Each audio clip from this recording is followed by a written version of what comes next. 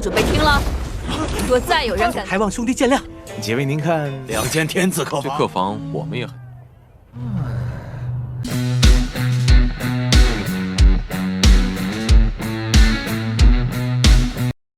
Halo guys, halo semuanya, selamat datang kembali di channel Alu Cerita Film. Dan bagaimana kabar kalian? Tentunya Mimin selalu doakan agar kalian semua dalam keadaan baik, sehat, dan bahagia selalu. Pada episode kali ini, Mimin akan merangkum sebuah film novel series yang berjudul Martial Master untuk part terbarunya.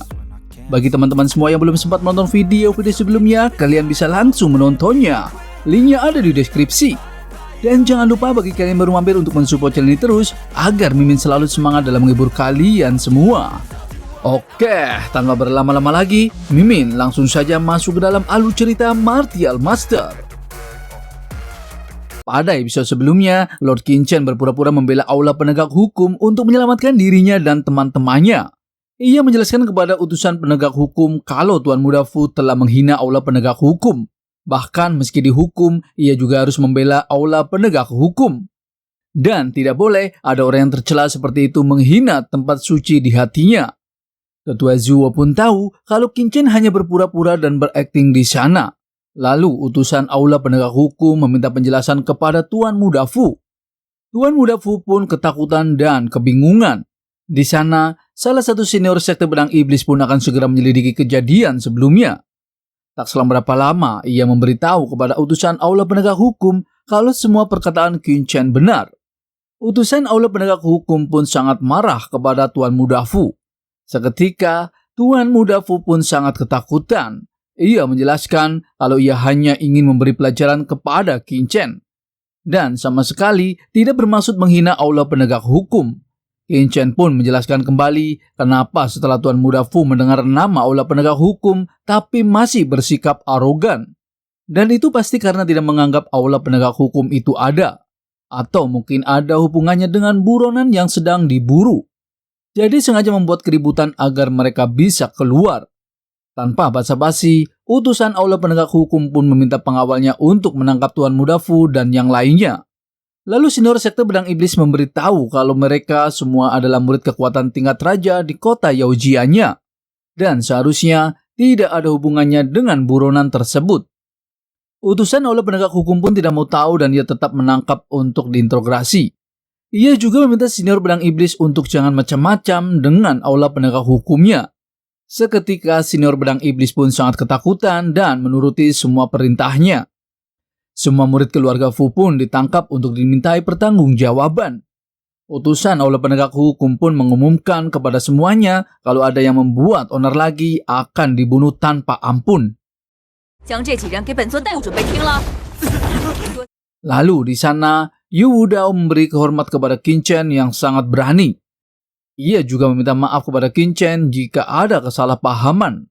Qin Chen pun memaafkan dan langsung meninggalkan tempat tersebut.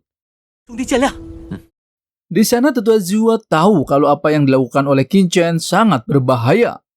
Qin Chen menjelaskan jika Ketua Zuo adalah seorang buronan, apakah akan membuat masalah di hadapan lawan.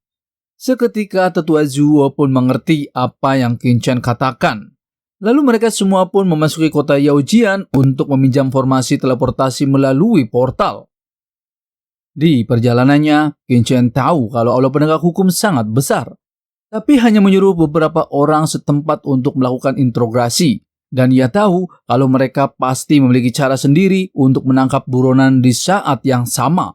Qin Chen juga meminta Tetua Zuo untuk menyampaikan formasi pada penjaga portal di sana. Lalu Tetua Zuo menjelaskan kepada pengawal di sana kalau kedatangannya untuk meminjam formasi teleportasi. Namun pengawalnya memberitahu kepada mereka semua kalau formasi teleportasi sudah ditutup. Karena warisan pedang iblis akan segera dibuka. Jadi formasi teleportasi telah ditutup sementara dan tidak boleh ada yang keluar masuk dalam 1 bulan penuh. Tetua Zuo pun meminta pendapat kepada Lord Qin Chen. Qin Chen pun hanya bisa tinggal di sana untuk sementara waktu. Mereka pun mencari tempat penginapan untuk beristirahat. Tetua Zuo tahu kalau warisan pedang iblis akan segera dimulai. Jadi penginapan di area pusat pun sudah penuh. Dan ia akan mencari penginapan di daerah pinggiran atau ia akan pergi ke Pavilion Pil di kota Yaojian untuk meminjam ruangan.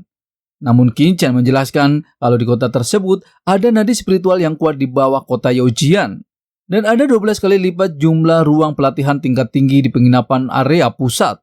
Jadi mereka pun mencoba cari tempat penginapan kembali. Lalu mereka pun mencoba masuk ke dalam penginapan di kota tersebut. Sesampainya di sana penjaganya memberitahu kalau masih ada penginapan yaitu 2 kamar langit yang tersisa. Dan per kamarnya harganya juga sangat tinggi. Tetua Nanggong pun terkejut dan takutnya kekuatan besar di tanah 100 dinastinya bahkan bangkrut di tempat tersebut. Qin Chen pun memesan 2 kamar langit dan 1 kamar kuno. Namun Tetua Zhuo mengatakan kalau itu terlalu boros. Dan ia mengusulkan kalau ia dan Tetua Nanggong berdua 1 kamar saja dan Qin Chen 1 kamar dengan Nona Xian.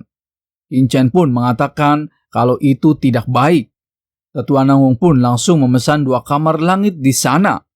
Nona Xian merasa malu tapi mau 1 kamar dengan Lord Qin Chen. Di saat bersamaan, ada seseorang yang datang dan ingin memesan 1 kamar langit. Dan ia adalah Su Zixuan. Penjaga kamar pun mengatakan kalau kamar langit terakhir sudah disewa kepada Qin Chen. Lalu orang tersebut pun menghampiri Qin Chen dan menjelaskan kalau dirinya adalah murid keluarga Su di kota Yaojian. Dan ia memohon agar Qin Chen memberikan 1 kamar langit saja kepadanya. Dan ia akan membayarnya dengan harga yang lebih tinggi. Namun Qin Chen tidak memberikannya karena ia juga sangat membutuhkan kamar tersebut. Tak selang berapa lama, ada praktisi abal-abal yang sok kuat datang. Dan ia adalah orang yang memesan kamar tersebut. Di sana, praktisi abal-abal itu sangat senang karena di sana ada wanita cantik yaitu Nona Xian. Lalu bagaimana keseruannya? Mimin akan bahas di episode mendatang. Terima kasih. I don't ever slow up, no I don't take shit. I got no love for the fakeness. If you wanna play tough and wanna hate this, I'll always show up. I don't ever slow up, no I don't take shit. I got no love for the fakeness. If you wanna play tough and wanna hate this, I'll always show up and make a statement. I don't ever slow up, no I don't take shit. I got no love for the fakeness. If you wanna play tough and wanna hate this, I'll always show up and make a statement. Everything I do so instinctive and so passionate. Every word I move so descriptive like an adjective. I got a vendetta against people who patented being negative when you should be getting after it. I got facts over tracks, this and that. Spitting slow, spitting fast. I could roast, I could gas. Think I'm okay at last, but I don't know if that can erase all the past. And the pettiness, a reflection of the emptiness. Hilarious, you think you're worth my time, you're delirious. Mysterious, because you hide behind a fake exterior. Inferior, you know I'll always be a bit superior. Get off of me, this ain't no humble brag. I want you to hear words, you can say them back. I want you to feel free from the chains at last, and to believe in what you got, it was built to last, yeah. Now that I've been put through hell, I never got anyone's help. I had to do it all myself.